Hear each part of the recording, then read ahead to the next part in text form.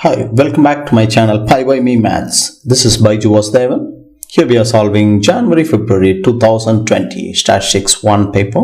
In part 1 of this video, we have covered question number 1, 2 and 3. So let's look at question number 4. A researcher is studying the birth weights of babies. A random sample of 98 babies were taken and their birth weights W kilogram are summarized in the table below. Okay. Sigma fx and sigma fx CAIE is also given here. A histogram is drawn to represent this data. The bar representing the width 150 to 250, this one, has a width of 1 centimeter, height of 4. Calculate the width and height of the bar representing 3.5 to 4. Okay. When you draw a histogram bar, the width of the bar is going to be the class width. So for this one, the class width is 2.5 minus 1.5, which is just 1. But when they draw histogram, they don't have to use this one. They might use some scale factor to make it bigger or smaller, But in this case, they have used the same one. So how about this class interval? Here, the class width is 0.50. So there is no scale factor involved. So when you cross multiply, you will get W is equal to 0.5 centimeter. That's all. Let's talk about the height now. For this bar, the height is represented by the frequency density, which is frequency over class width. The frequency is 16, class width is 1.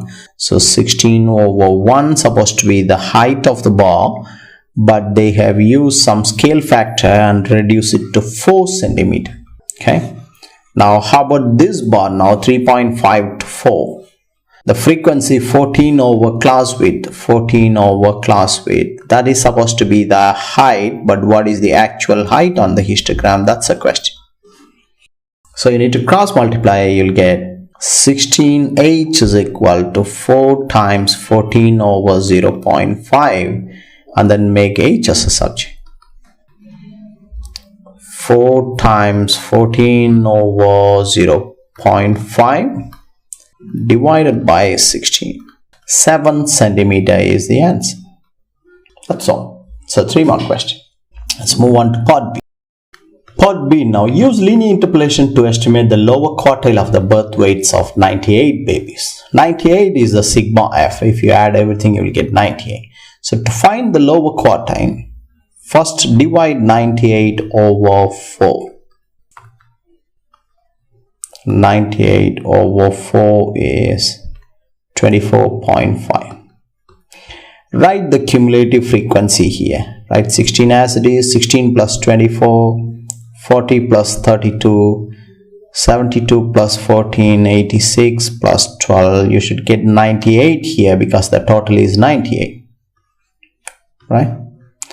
So find the cumulative frequency and check where this 24.5 lies in the cumulative frequency. Anything more than 16 till 40 lies in here. So take the corresponding class interval 2.5 to 3 and then you put Q1 in between. Take the corresponding and the previous cumulative. And this value should be in between them. Now I'm going to use the linear interpolation method. If you learn this method, you will never forget this. There is a formula some students apply. I'm okay with that formula, but sometimes after years of teaching, I notice that students they tend to forget the formula. So it's better to learn this method. And you won't lose a single mark, don't worry. Q1 minus this divided by this minus this. Q1 minus 2.5 divided by 3 minus 2.5 is this minus this divided by this minus this. 24.5 minus 16 over 40 minus 60. And then make Q1 as a subject and write one more step. Q1 is 24.5 minus 16. 24.5 minus 16. 8.5 over 40 minus 16 is 24. 3 minus 2.5 is 0.5 goes here. You will get times 0.5. And then this number goes here plus 2.5. So you will get the value of Q1. So 8.5 over 24 times 0.5 plus 2.5. 2.677 You can write therefore Q1 is equal to 2.68 to 3 significant figure. Part C now. The researcher estimated the median as this, Q2 as 3.14 and upper quartile Q3 as 3.55. Part C says use median quartiles to describe the skewness of the data. Whenever they talk about skewness of the data, there is positive skew and negative skew. You should remember this. I'm going to put a figure here, you see. When the histogram bar is skewed towards this, that's a positive skew. If Q2 is closer to Q1 than Q3, that's positive skew. This difference will be smaller than this difference. That's positive skew.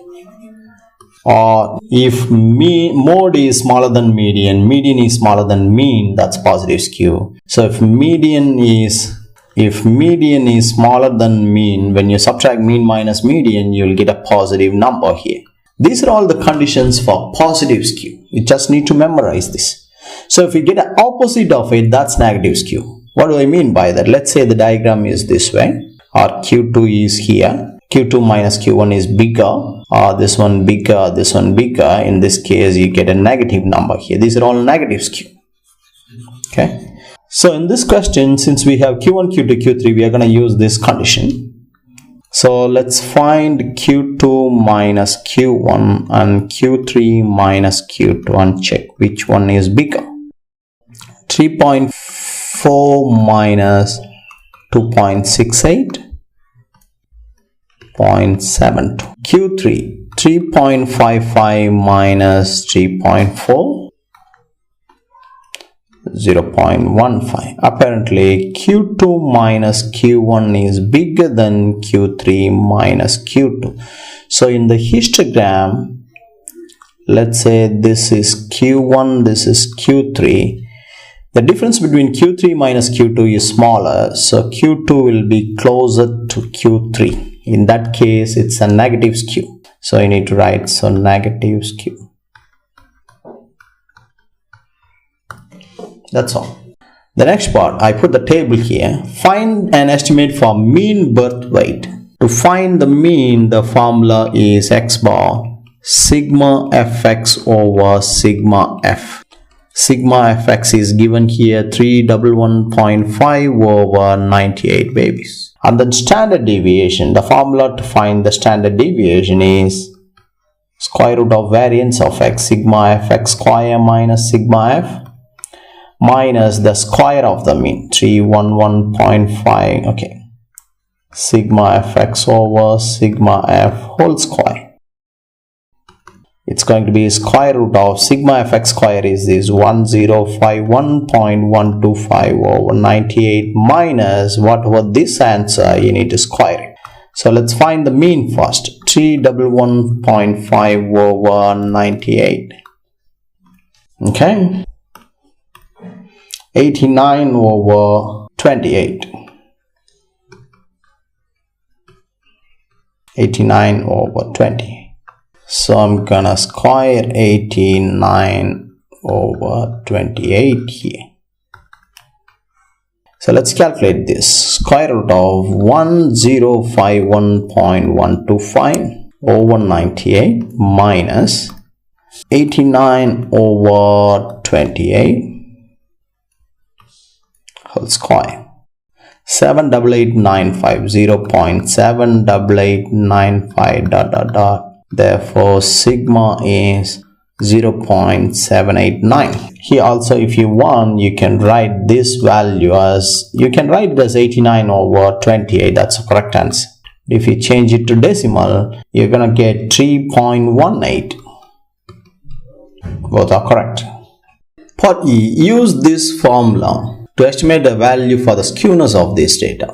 So, skewness is equal to 3 times mean. What's the mean we got? 3.18, 89 over 28. 89 over 28 minus the median. We have the median here 3.14. 3.14 over standard deviation. We calculated standard deviation here 0.78895.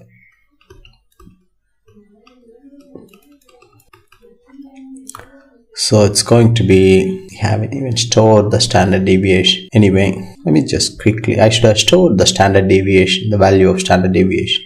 I'm going to calculate it one more time quickly. 104151.125 over 98 minus the reason answer was the mean. So I got this value. I'm going to store it as 8. Now back to this calculation. So let's calculate this.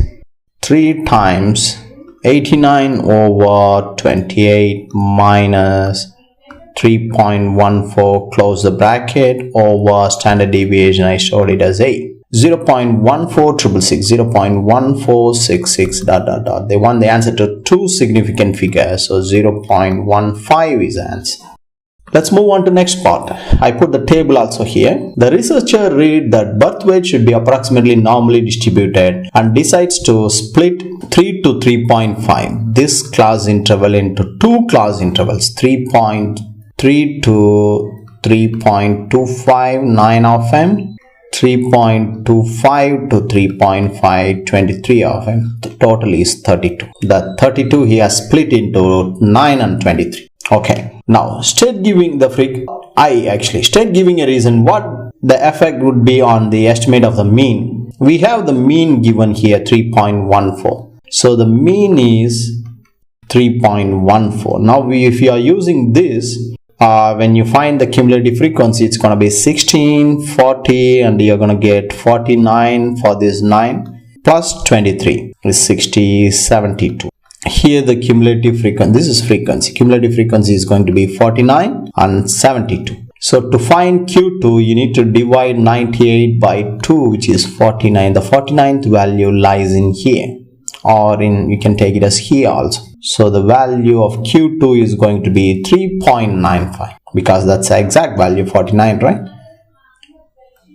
Q2, new Q2 is equal to 49. So the median increases, sorry, not 49, sorry, 3.25 from 3.14 it increases, right?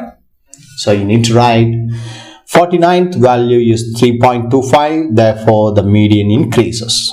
Okay, double I now. Without carrying further calculation, state giving a reason what effect this change would be on the estimate of the mean. Okay, before, to calculate the mean, you need to find sigma fx. So you need to multiply these two, right? So that's basically 32 times 3.25. That's, you get 104. Now, since we split this class interval into 2 class intervals, you need to take the midpoint and multiply this. Midpoint and multiply this. Let's see what we are getting. Midpoint of these two. 3 plus 3.25 divided by 2. So you need to multiply 3.125 by 9, and then for the next one 3.25 plus 3.5 divided by 2, 3.375 by this, and sum up to find sigma fx, right? So when you multiply them, 3.125 times 9 plus 3.375 times 23. You are getting 105. It was 104 before. Just because we split this, now we are getting 105 point something. So the sigma f increases, right? So since sigma f increases, the mean would eventually increase, because the formula for mean is sigma fx over 98. The numerator increases, right? So you need to write, since sigma fx increases, the mean would increase. That's all. Question number 5. The random variable has x as a normal distribution with mean 10, standard deviation 6. Find p of x is less than 7. Standardize this. Z is less than 7 minus 10 over 6. Which is z is less than minus 3 over 6 is minus half.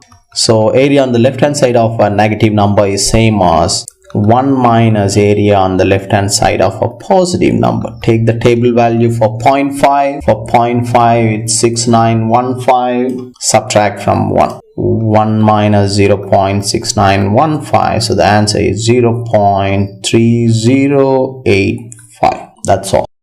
Part B. Find the value of k such that p of 10 minus k is less than x is less than 10 plus k is this. Okay, I'm gonna use a bell curve now.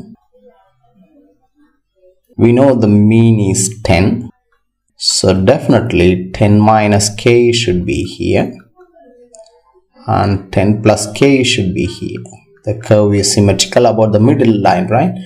And the question says the area between this is 0.60. So definitely this area and this area will be 1 minus 0.6 divided by 2. So 0.2, 0.2 because the total area should be 1, right? So you can straight away write x is greater than 10 plus k is 0.2. That means the area on the right hand side of 10 plus k is 0.2, right? Standardize this. 10 plus k minus mu over sigma. Sigma is 6. Is 0.2. Okay. This is a positive number. Z is greater than and it's a neat value. So I'm going to use a smaller table to look for the value of Z corresponding to 0. For 0.2, the value is 8416. So the 10 can be cancelled. K over 6 is 0.8416. So K is equal to 0.8416 times 6. 5.0496. 5.0496. Therefore, K is rounded to 3 significant figures, 0.5. You can leave it as it is. You won't lose a mark actually. You don't need to round it to 3 significant figure. Part C now. It's an 8-mark question, whopping 8 marks actually. A single observation x of capital X is to be taken. A rectangle drawn on a centimeter grid with vertices having coordinates 0, 0. Let's say 0, 0 here. And then x0. Let's say x0 here. And then x comma x minus 3. Okay, 0 comma x minus 3. Let's say 0 comma x minus 3 is here. And x comma x minus 3 is here.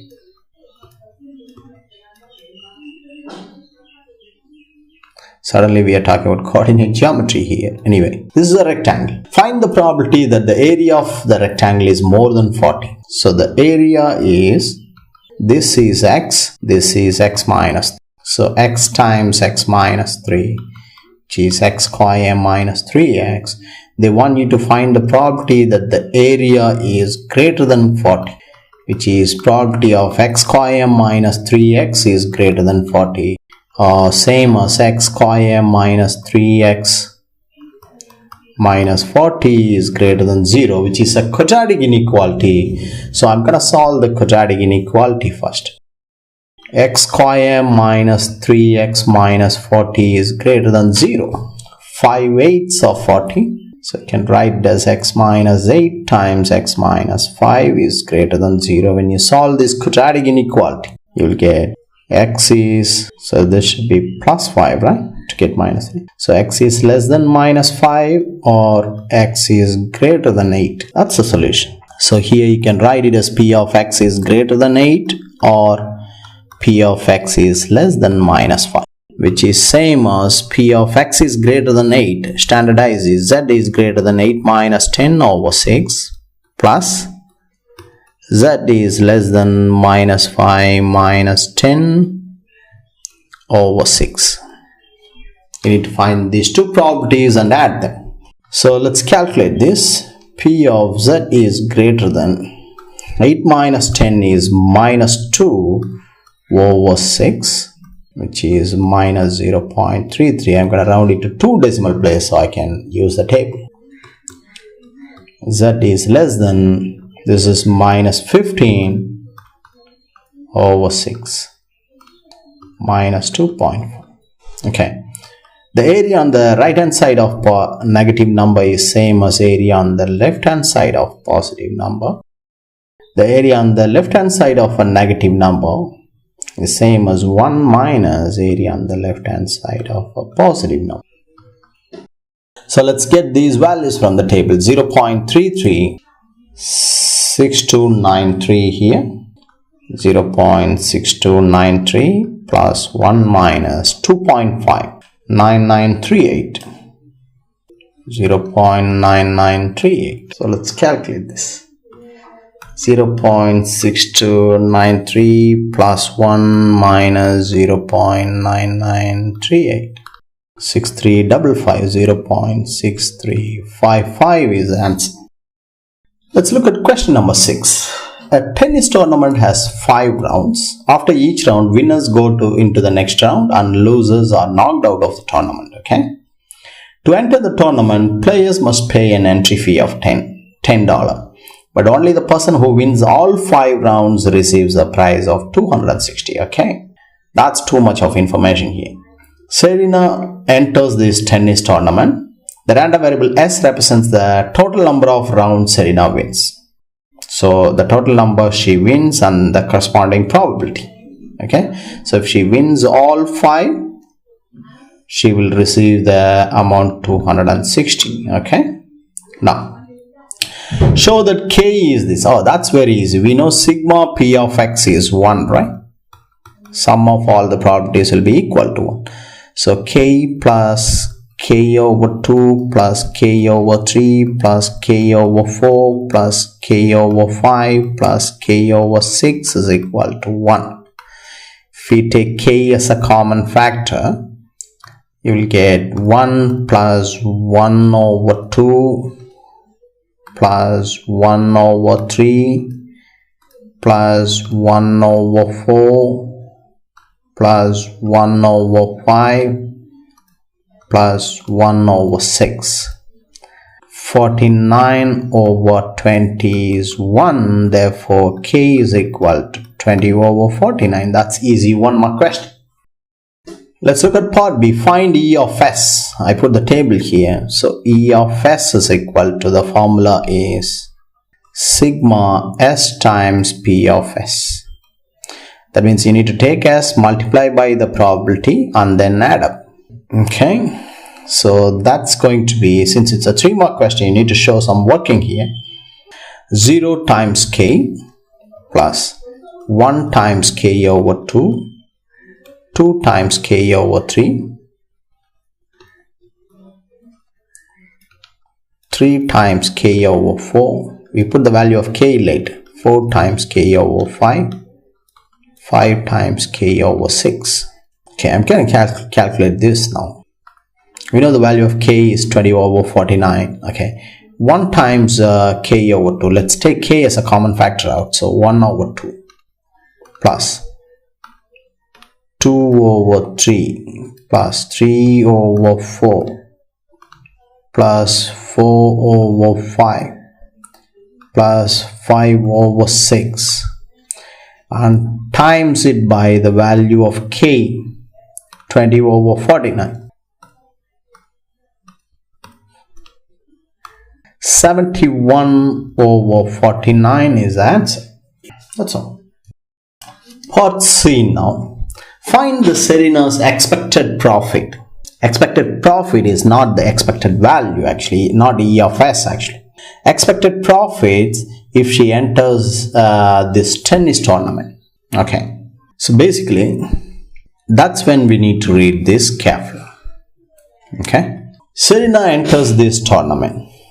Okay, she will get 260 only if she wins all the 5 matches, right? 5 rounds, right? If she wins only 1, 2, 3, 4, she won't get anything, right?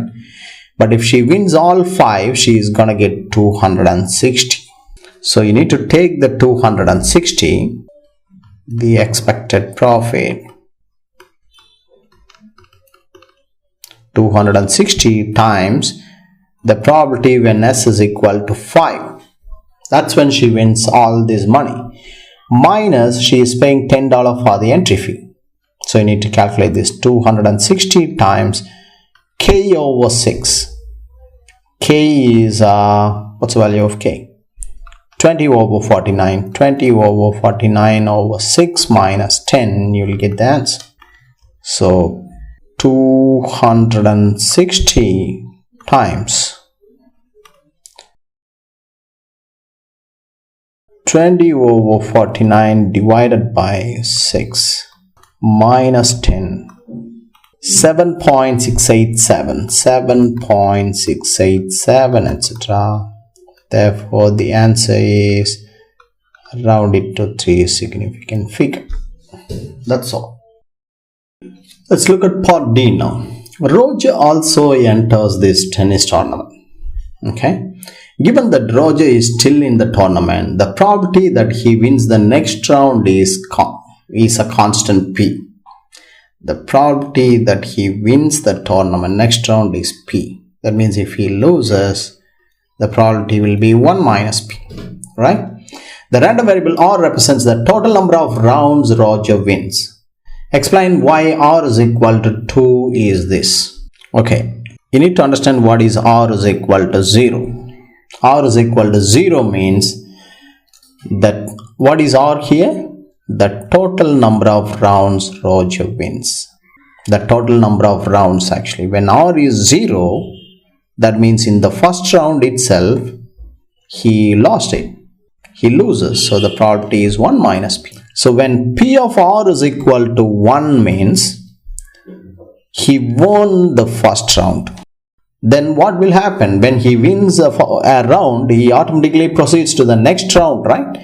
So, but the number of wins is only 1. That means next round he lost it already. So 1 minus P. So when they say P of R is equal to 2, he won 2 rounds actually. So first round P, probability of success, win, probability of win again. But again, if he won 2 rounds, he will automatically go to the next round where he lost it, right? That's how we got this actually. This probability. So you need to write it's P square because Roger must win first and second round, and 1 minus P because he loses in third round. So you need to write the explanation actually. That's a 2-mark question. Find in terms of P the probability distribution of R. Okay.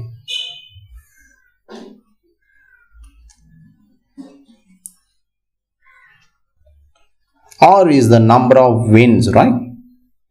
P of R is equal to R. If R is 0, we know it's 1 minus P. If R is 1, that means he won the match and he lost the next one. If R is 2, he won the first 2 round and lost the third one. If R is 3, that means he won the first 3, lost the fourth one. If R is 4, it's P power 4, 1 minus P. If R is 5, that means he won all the 5 rounds. That's a probability distribution. You just need to write this, that's all. Part F, the last part now. Find the smallest value of P such that Roger's expected profit is at least as great as Serena's one. Okay, we have calculated Serena's one here. It's 7.69. Let's find Roger's profit. He has to win all 5 rounds and the amount money he will get is 260. So 260 times P power 5 and the entry fee is 10. That's his expected profit. It should be at least as great as Serena's, 7.69. So we have to make P as a subject. So P power 5 is 17.69 over 260. Therefore, P is greater than or equal to 17.69 over 260. We need to find the fifth root of this. Fifth root of answer. 5841 0.58418 ... That's the answer.